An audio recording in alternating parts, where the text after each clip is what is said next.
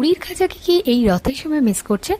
তাহলে সহজে বাড়িতেই বানিয়ে ফেলতে পারবেন এই খাজার রেসিপিটা। তো চলুন দেখে নেওয়া যাক। তার জন্য প্রথমে এখানে 500 মতন ময়দা নিয়ে নিয়েছি, আর তারপরে পরিমাণ মতো নুন।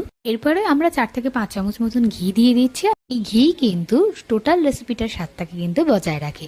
তো এইবার ঘি দিয়ে ভালো করে আমরা মেখে নিচ্ছি। এরপরে অল্প অল্প করে জল দিয়ে আমরা ভালো করে মেখে নেবো। আর এটা কিন্তু খুব সফট হবে না, টাইটও মাখা হবে না, মিডিয়াম রাখতে হবে। এরপর আমরা চাপা দিয়ে রাখবো প্রায় 10 মিনিটের জন্য। আর তারপরে অন্য একটা পাত্রে বাটি জল, 1 বাটি মতন চিনি, 2টো এলাচ দিয়ে নাড়াচাড়া করতে করতে যখন স্টিকি স্টিকি ভাবটা চলে আসবে বা আঠালো ভাবটা চলে আসবে, তখন বুঝে যাবে চিনির সিরাপটা আমাদের একদম রেডি। এরপর আমরা একটা বাটিতে 2 চামচ মতন ময়দা নিয়ে নিয়েছি, আর তারপরে ঘি নিয়ে নিচ্ছি 3 থেকে 4 চামচ মতন। এরপর আমরা ময়দাটা থেকে লেচি কেটে নেবো, আর লেচিগুলোকে গোল গোল করে যেরকম রুটি বেলে সেরকম ভাবে আমরা বেলে নেবো। এরপর একটা একটা করে যে আমরা স্লারিটা তৈরি করেছিলাম ঘি আর ময়দা, সেটা ব্রাশ করে নিলাম। এখানে কিন্তু আমরা 10টা লেচিকে বেলে নিয়েছিলাম। আর যখন স্লারিটা ব্রাশ করা হয়ে গেছে, প্রত্যেকটায় আমরা 5টা 5টা করে ডিভাইড করে এরকম ভাবে রোল করে নিচ্ছি।